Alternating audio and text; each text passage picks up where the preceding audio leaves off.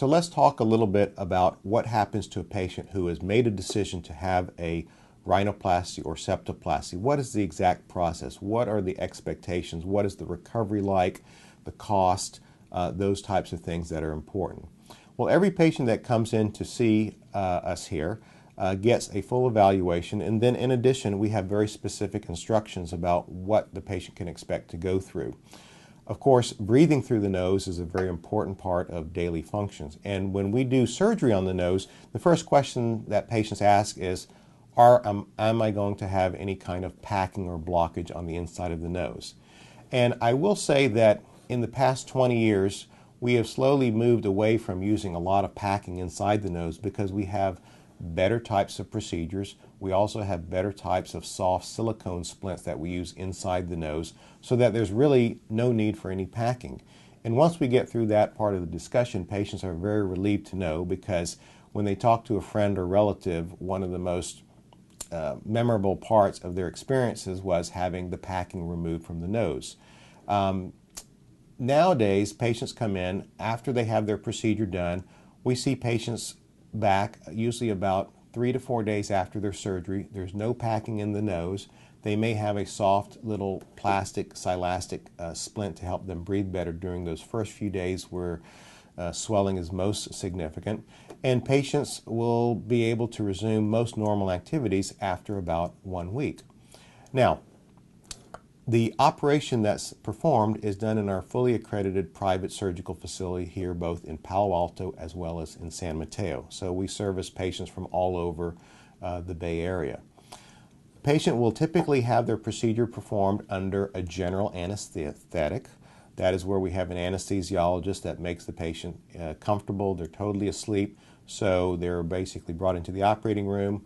The last thing they remember is listening to some soft music, and the next thing they remember is being in the recovery room with one of our recovery room nurses, helping them breathe and apply ice packs to the surgical areas.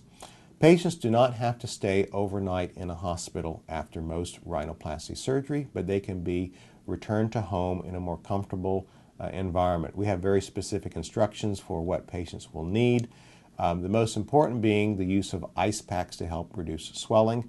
We also use homeopathic medicines such as bromelain and arnica, which really helps reduce swelling as well as postoperative discomfort. The other common question patients ask us is, how painful is this procedure going to be?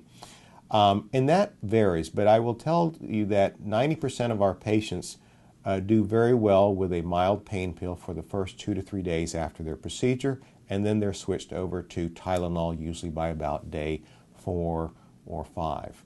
Afterwards, for the next couple of weeks, there is some sensitivity to the structure of the nose. There is still some numbness to the tip of the nose, and all that tends to resolve.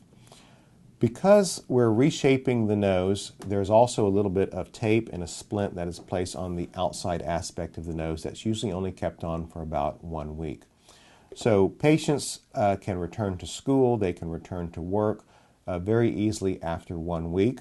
There are some restrictions on extreme physical activities, sports activities, because for the first 4 to 6 weeks after the patient's rhinoplasty, the nose can still be vulnerable to pressure injuries. So the last thing we want to have happen is to somebody who has just gone through their rhinoplasty surgery, something they've been waiting for several years, and then to be either in a basketball game or a soccer friendly match and have an accident happen where a ball or an elbow can traumatize the nose and shift things out of position. That type of scenario has occurred, and we just remind patients that for the first 4 to 6 weeks to refrain from that type of activity. So for a lot of our sports people who engage in both college sports as well as high school sports, we typically will perform their rhinoplasty at a period of time when they're not at the height of their competitive schedule.